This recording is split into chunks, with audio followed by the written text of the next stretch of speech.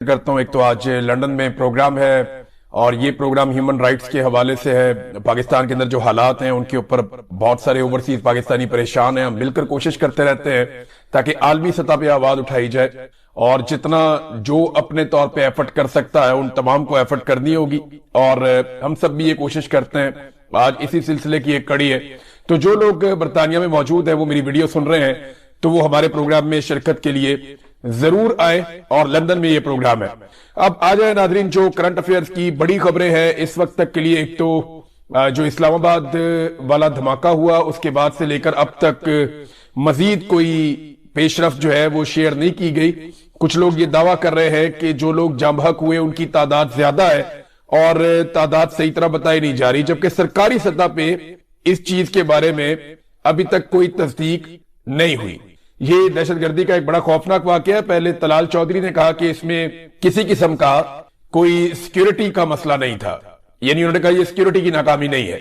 ये तलाल चौधरी ने कहा जो वजीर मुमलिकत बराए दाखिला है। और उसके बाद यही बात जो इंफॉर्मेशन मिनिस्टर अता तारड़, उन्होंने भी ये बात की कि ये सिक्योरिटी का फेलियर नहीं है, सिक्योरिटी की नाकामी नहीं है। तो अगर ये खुदकुश धमाका सिक्योरिटी की नाकामी नहीं है तो फिर किसकी नाकामी है?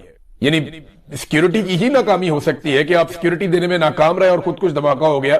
आपकी इंटेलिजेंस नहीं थी, दहशतगर्द आ गए, उन्होंने आके धमाका कर दिया, फायरिंग कर दी, बहुत सारे लोगों की जानें ले ली। तो ये तो एक तरह का फेलियर है। अब इस फेलियर को आप फेलियर ना माने तो कोई क्या कर सकता है? पूरी दुनिया में आप किसी से भी पूछ लें, आप कानून की किसी किताब में पढ़ लें, सिक्योरिटी की किसी किताब में पढ़ लें, दुनिया के किसी दस्तूर को उठाकर देख लें, किसी भी पैटर्न के ऊपर आप चल पड़े, आपको यही एक लफ्ज मिलेगा और आपको ये सारे यही कहेंगे कि सिक्योरिटी का फेलियर है। और सिक्योरिटी की रिस्पॉन्सिबिलिटी जो है वो पुलिस की है, इंटेलिजेंस एजेंसीज की है, लॉ एनफोर्समेंट की है। अब मैं हैरान होता हूं कि पाकिस्तान में अगर कोई छोटा मोटा काम भी होता है तो आसिम मुनीर साहब के नारे लग जाते हैं। ये मौजूदा रजीम ने तो ये तरीकाकार बांधा हुआ है ना कि क्योंकि पाकिस्तान का सबसे ताकतवर आदमी आसिम मुनीर साहब हैं और वही सबकी जमानत है और वही उन्होंने ये जाली हुकूमत बनाई हुई है। वजीर आजम अक़वाम मुत्तहिदा में भी जाते हैं तो आसिम मुनीर का नाम लेते हैं। इकोनॉमी में कुछ अच्छा बुरा हो जाता है आसिम मुनीर साहब का नाम लेते हैं।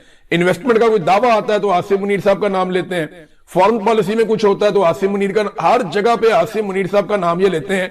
हर उस चीज का क्रेडिट आसिम मुनीर साहब को देने की कोशिश की जाती है जिसका क्रेडिट उनका बनता ही नहीं है। यानी एक आर्मी चीफ का क्रेडिट आप इकोनॉमी में तो नहीं दे सकते ना, ज़राअत में नहीं दे सकते आप, माहौलियात में नहीं दे सकते आप। हाँ, आप उन्हें सिक्योरिटी के हवाले से क्रेडिट दे सकते हैं। अब हैरत की बात यह है कि क्रेडिट लेने के लिए ये हर फील्ड में हर जगह पे आ जाते हैं, लेकिन जो अपना काम है वहां पे जब नाकामी होती है तो उसका ये मलबा अपने पे लेते ही नहीं।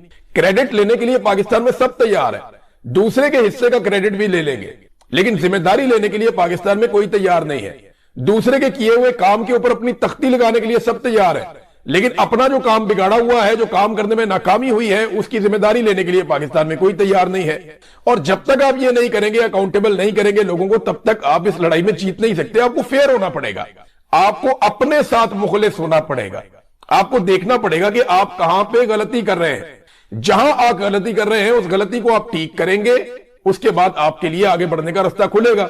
हम गलती मानने के लिए ही तैयार नहीं है। पाकिस्तान के 2 वफाकी वुज़रा मुंह उठा के ये कह चुके हैं जनाब के इसके पीछे कोई ताल्लुक ही नहीं है, ये कोई सिक्योरिटी का फेलियर था ही नहीं। तो फिर पता नहीं है किस चीज का फेलियर था अगर ये सिक्योरिटी का फेलियर नहीं था। अब नाजरीन, अता तारड़ ने एक बात की है कि ये जो दहशतगर्दी वापस आई है इसके पीछे पीटीआई है, ये अता तारड़ ने कहा। और जब वो ये बात कर रहे थे उस वक्त वो हंस भी रहे थे। ये एक तरह की बेइज्जती होती है। मुझे अच्छी तरह याद है जब सानिया APS हुआ था तो नवाज शरीफ साहब पेशावर गए थे, उन्हें हंसना नहीं चाहिए था। मुझे बड़ी तकलीफ हुई थी, मैंने उस वक्त टीवी चैनल के ऊपर काफी तनकीद भी की थी कि नवाज शरीफ को हंसना नहीं चाहिए था। वो उस वक्त वजीर आजम थे जब सानिया APS हुआ था और पेशावर में बच्चों का कत्लेआम हो गया था, तो उस वक्त उन्हें हंसना नहीं चाहिए था, वहां पे जाके उन्हें संजीदा रहना चाहिए था। इसी तरह अता तारड़ साहब को भी इस मौके पर हंसना नहीं चाहिए था, लेकिन ये मजबूर है। यानी कल मैंने वहां देखा नाचते हुए, लुडियां डालते हुए वुज़रा को पंजाब में, यानी सारे बसंत मना रहे थे उस वक्त जब लाशें उठाई जा रही थी इस्लामाबाद में।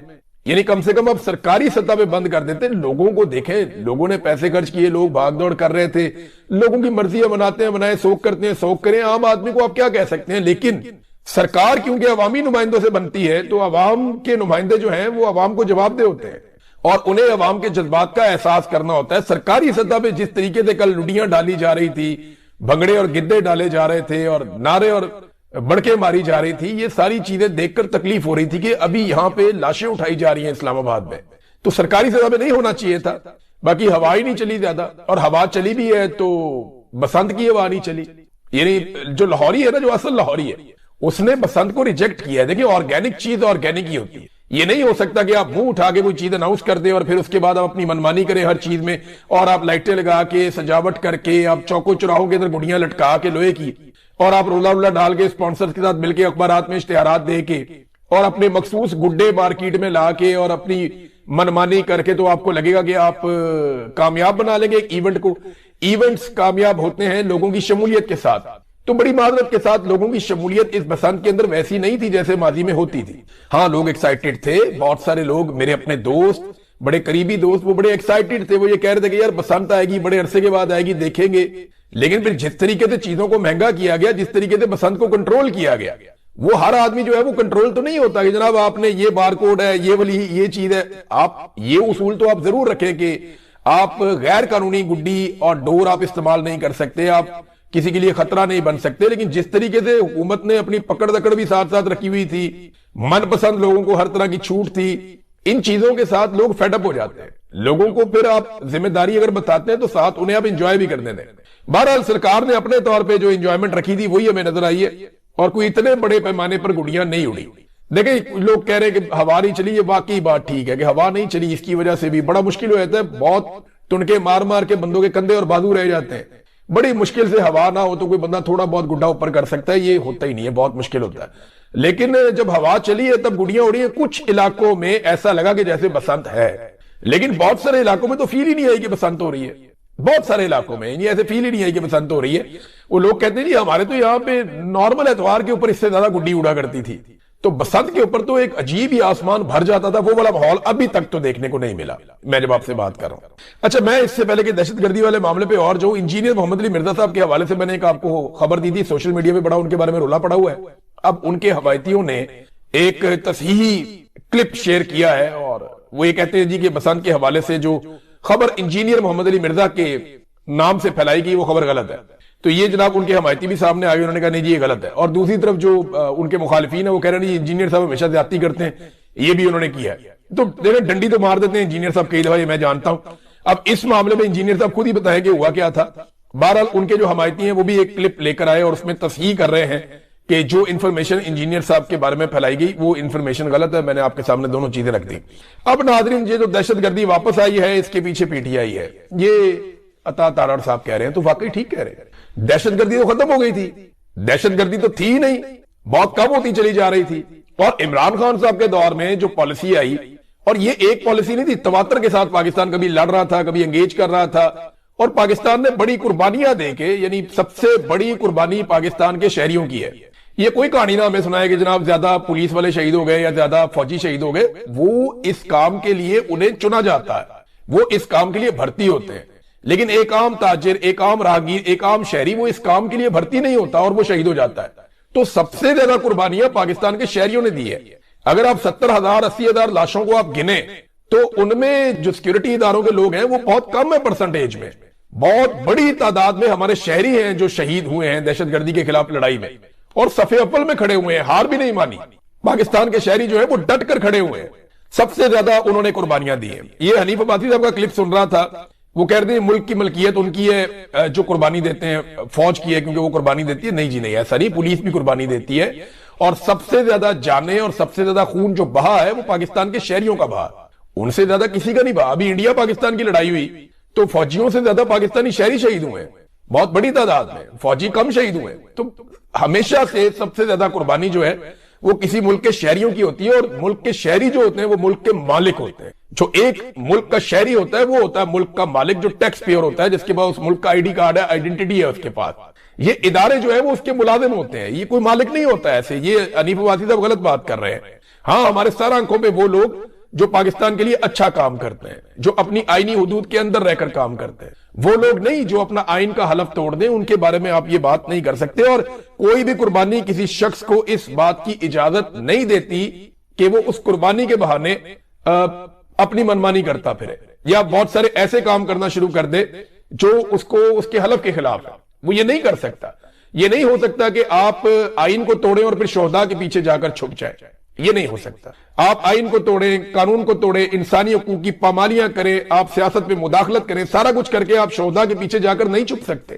وہ شہداء جو ہے وہ سارے معاشرے کے ماتھے کا جھومر ہوتے ہیں، لوگ ان پہ فخر کرتے ہیں، لیکن ان کے پیچھے جب آپ جا کے چھپ جاتے ہیں تو آپ ان کی قربانیوں کی توہین کرتے ہیں۔ شہداء کی قربانیوں کی سب سے زیادہ توہین وہ لوگ کرتے ہیں جو غلط کام کر کے شہداء کے پیچھے جا کے چھپ جاتے ہیں، وہ زیادتی کرتے ہیں، انہیں نہیں کرنی چاہیے۔ اچھا جی، یہ جو کہا انہوں نے کہ یہ دہشت گردی واپس آئی ہے، اس کی وجہ پی ٹی آئی، بات ٹھیک ہے، کیسے ٹھیک ہے میں بتاتا ہوں آپ کو۔ لیکن جب پاکستان میں جرنیلوں نے، ملٹری اسٹیبلشمنٹ نے، جرنیلوں نے مل کر جب رجیم چینج آپریشن کیا، یہ جنرل باجوہ کے دور کی بات میں آپ کو کر رہا ہوں، تو اس وقت پاکستان کی ملٹری اسٹیبلشمنٹ اپنے ادارے سمیت بہت زیادہ ڈاؤن جانا شروع ہو گئی، ان کی مقبولیت ہی بڑھ گئی۔ انہیں اس بات کا زوم تھا کہ وہ عمران خان کو ہٹا کر اپنی مقبولیت کی بنیاد پہ نئی حکومت بنا دیں گے اور لوگ نئی حکومت کو تسلیم کر لیں گے، لیکن امپورٹڈ حکومت نامنظور کا ٹرینڈ قابو ہی نہیں آ رہا تھا۔ اس وقت جرنیلوں کو اپنے پرانے تحریک طالبان پاکستان کی یاد آئی۔ کیوں؟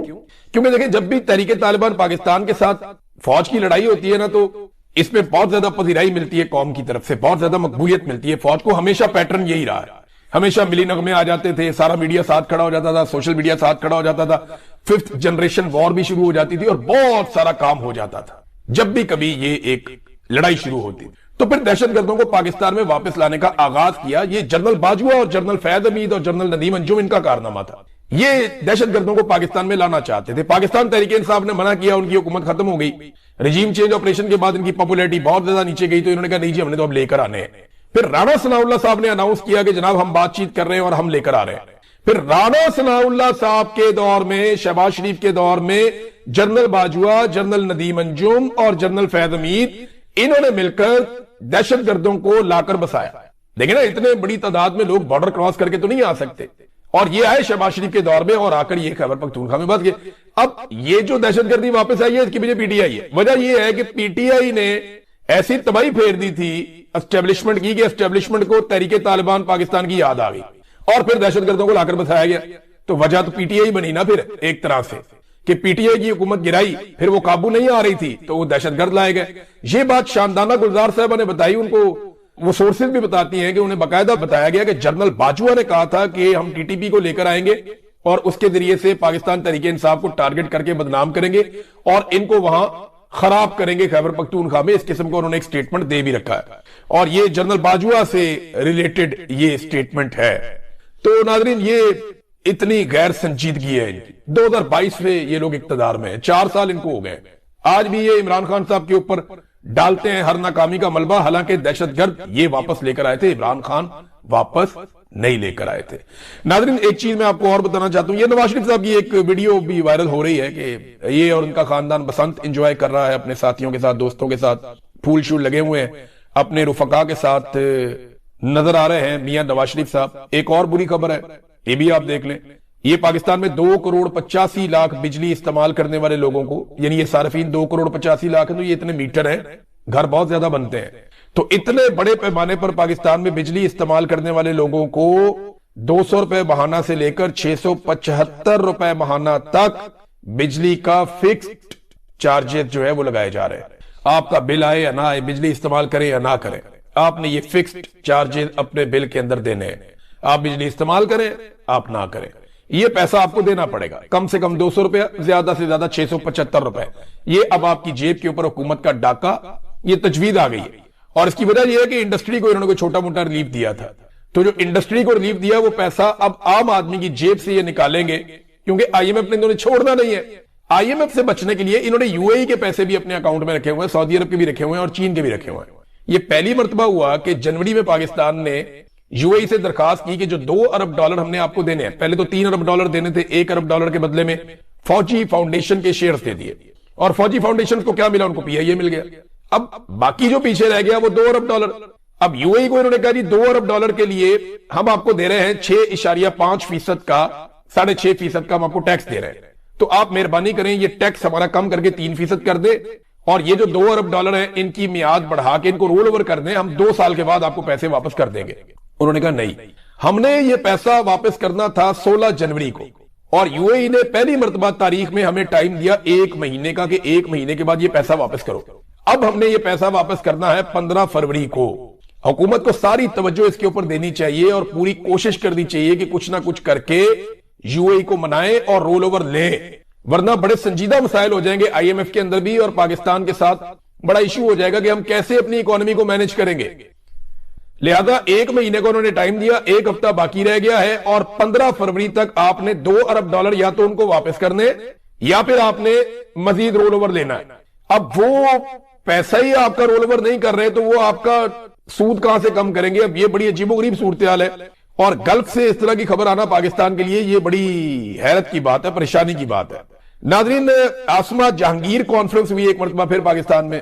دیکھیں, انسانی حقوق کی بہت بڑی علمبردار تھی, بہت بڑا نام تھا, اور اس نام کو ہمیشہ زندہ رکھا جا سکتا تھا اگر ہمیشہ اس کے پلیٹ فارم سے انسانی حقوق کی بات کی جاتی. لیکن جن لوگوں کو سٹیج پہ بٹھایا گیا, عاصمہ جہانگیر گروپ جو وکیل شکیل ہیں, یہ وزیر وزور بنے ہوئے سارے, ان کے اوپر تو بڑے بڑے ایلیگیشن ہیں. انہوں نے تو عدلیہ کو تباہ کر دیا, انہوں نے تو پاکستان کے آئین کو پامال کر دیا, پاکستان میں انسانی حقوق کی خلاف ورزیوں کے اوپر تو انہیں آواز ہی نہیں اٹھائی. بلکہ عاصمہ جہانگیر کانفرنس میں سٹیج سے کھڑے ہو کر فوجی عدالتوں کی تعریف کی گئی, یا اس کو جواز دیا گیا, اس کی حمایت کی گئی کہ جناب فوجی عدالتیں تو ہوں گی, پھر یہ ہوگا وہ ہوگا, اس طرح کر کے بات ہوئی. اب عاصمہ جہانگیر صاحبہ کی روح بھی تڑپ رہی ہوگی, تڑپ گئی ہوں گی ان کی روح کہ یار یہ کیا کر دیا انہوں نے میرے ساتھ. میں نے ساری زندگی مار کھائی, ساری زندگی میں کھڑی رہی, جس ظلم اور بربریت کے خلاف آج میرے بعد میرے لوگوں نے پاس نہیں رکھا میرا. دیکھیں, عاصمہ جہانگیر پھر اس کا مطلب ہے اب ماضی ہو جائیں گی. عاصمہ جہانگیر کا نام کوئی نہیں ڈبو سکا, ان کے چاہنے والوں نے, ان کی اولاد نے اور ان کے لوگوں نے ان کا نام ڈبو دیا. آج پاکستان میں اگر انسانی حقوق کے علمبردار ہیں تو کون ہے؟ آج ایمان مداری ہے, ہادی علی چٹھا ہے. آج انسانی حقوق کے لیے پاکستان تحریک انصاف کے بے شمار لوگ آواز اٹھاتے ہیں. آج انسانی حقوق کے لیے آواز کون لوگ اٹھا رہے ہیں؟ مارنگ بلوچ آواز اٹھا رہی ہے, بہت طاقتور آواز ہے پاکستانیوں کی. آج سہراب برکت جو ہے وہ انسانی حقوق کے لیے آواز اٹھاتے اٹھاتے دیکھیں کہاں پہنچ گیا. تو یہ پیچھے رہ گئی عاصمہ جہانگیر, انہوں نے جو شمع جلائی تھی ان کے لوگوں نے بجھا دی. مجھے بڑی تکلیف ہو رہی تھی یہ دیکھ کر, فخر سے کہا جا سکتا تھا ان کے بارے میں. لیکن ناظرین, ایک میں نے آپ سے گزارش بھی کرنی ہے, وہ یہ کہ قاسم سوری صاحب نے اپنا یوٹیوب چینل شروع کیا, اور دیکھیں ان کی پہلی ویڈیو ہے. جب میری پہلی ویڈیو تھی تو میرے پاس مائک بھی نہیں تھا, یعنی مجھے پتہ ہی نہیں تھا کہ اس کے ساتھ مائک لگا کے زیادہ بہتر ہو جائے گا, یا وہ میں نے ویسے ہی کر دی تھی. ویسے بھی حادثاتی طور پہ شروع ہوا تھا.